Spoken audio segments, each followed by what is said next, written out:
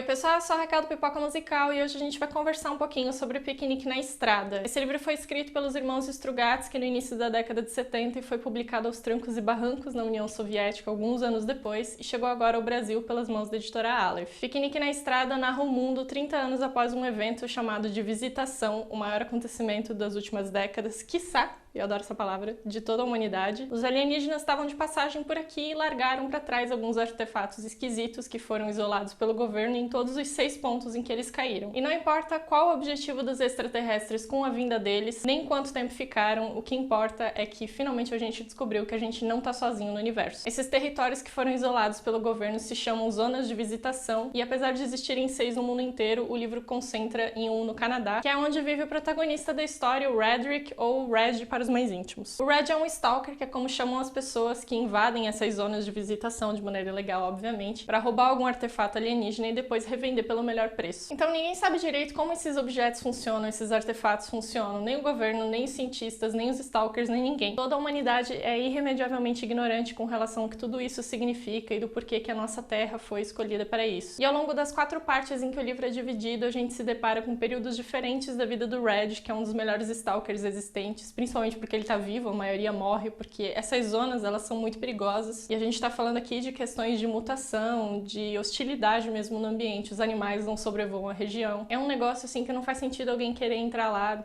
pra pegar o que quer que seja. O Reg tá quebrado, ele tem uma vida muito complicada, ele faz o que ele faz, obviamente não em busca de reconhecimento ou de algum bem pra humanidade, ele simplesmente faz por conta do dinheiro. Ele vive se estrepando aí pelos cantos e inclusive ele acaba engravidando uma garota que, por sinal, é uma das únicas mulheres do livro, e ela não tem nenhum grande papel de destaque, ela simplesmente tá lá relegada aos papéis que a maioria das mulheres tem em livros desse tipo e tal, dentro desse recorte ali dos anos 70, 60, enfim. Mas tem uma ameaça velada no fato dela estar grávida, porque os filhos dos stalkers geralmente tem alguma coisa diferente, porque os pais estiveram muito tempo expostos às zonas. E realmente toda a vida do Reg pode ser vista pelo prisma da visitação, seja no âmbito pessoal, profissional, o que seja. As questões pessoais do Reg são interessantes pro andamento da trama, assim, desde o momento em que a gente vê como ele entrou nessa vida até o momento em que a gente percebe que ele descobre um artefato que pode conceder desejos e tal, um negócio meio místico que tem por ali. Essas coisas são legais, mas de modo geral, às vezes o desenvolvimento da trama era meio travado. Eu sentia dificuldade de me conectar com os personagens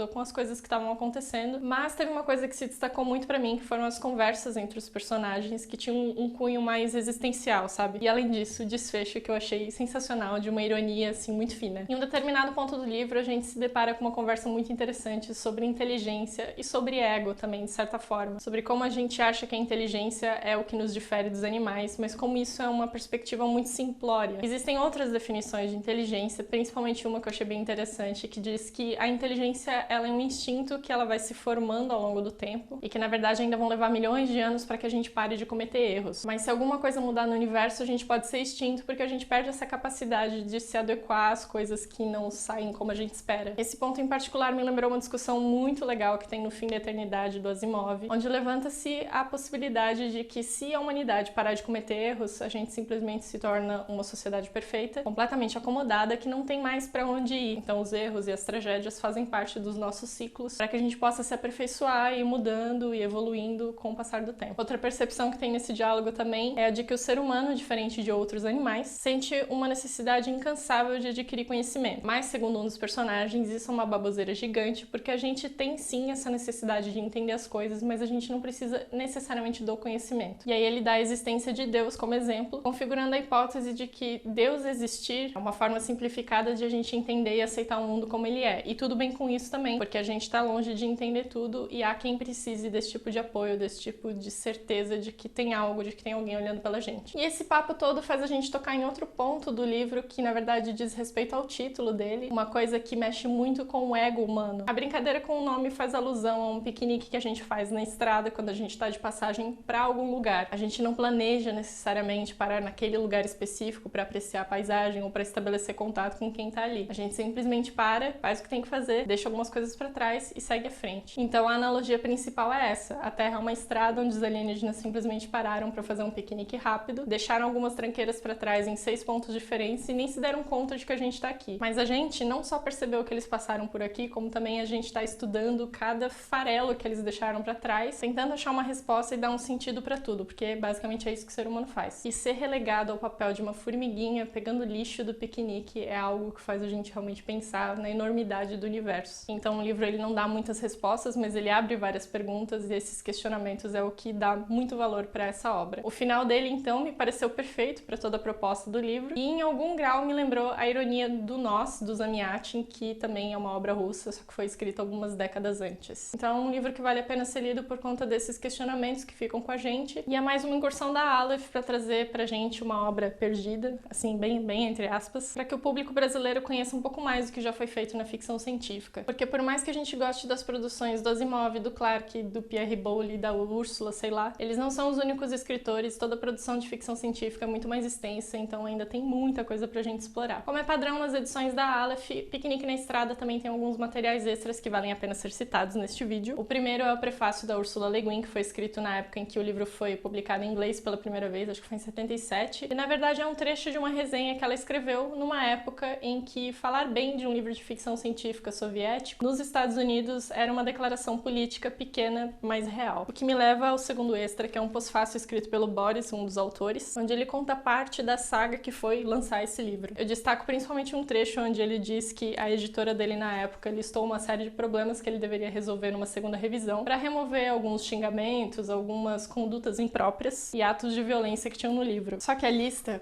é muito bizarro. Frases que ela achava que tinha problema. Eu andaria com os dentes, se fosse preciso. Desatarrachei o cantil e me colei nele feito um carrapato. Eu morria de vontade de beber algo forte, mal conseguia me aguentar. Gostaria de brindar com você em homenagem ao nosso encontro. Apanhou do balcão uma pesada caneca cheia e espatifou-a com toda a força na cara do engraçadinho mais próximo. Na próxima vez vai levar um soco na cara. Você é um canalha. Estava coberto de lama como se fosse um porco. Tem mais um monte de coisa. Na verdade foram apontadas mais de 200 correções que eles teriam que fazer. Por mais que eles tenham brigado para manter o texto como eles queriam, eles tiveram que ceder. E quando o livro foi publicado, eles não queriam nem folhear, porque estava completamente editado, cortado, enfim. Mas o livro saiu, o que foi quase um milagre, considerando todos os 8 anos de batalha que eles tiveram com essa editora. Só ali no comecinho dos anos 90, com o fim da União Soviética, que o livro foi publicado da maneira original, como ele deveria ter sido desde o começo. E a edição da Aleph contém o texto original, sem corte, sem nada. É o texto como eles realmente haviam planejado. O livro também deu origem a um filme do Tarkovsky chamado Stalker, que foi lançado em 1979. Inclusive foi considerado um dos marcos da carreira do Andrei. Ele tem um roteiro escrito pelos irmãos Strugatsky, tem quase 3 horas de duração, tem um ritmo muito mais lento, uma produção também bastante simples. Aliás, deu muita merda na produção desse filme, eles precisaram refazer do zero depois que eles perderam os originais da gravação de mais da metade do filme. Suspeita-se de censura, dizem que alguém viu alguma coisa no filme que acabou se incomodando com isso e mandou queimar os originais. Mas até aí a gente já não sabe, né, se realmente aconteceu isso ou não. O fato é que o Tarkovsky fez o filme do zero, mais uma vez. Foi super aclamado e tá aí até hoje, inclusive, como um dos filmes que popularizou o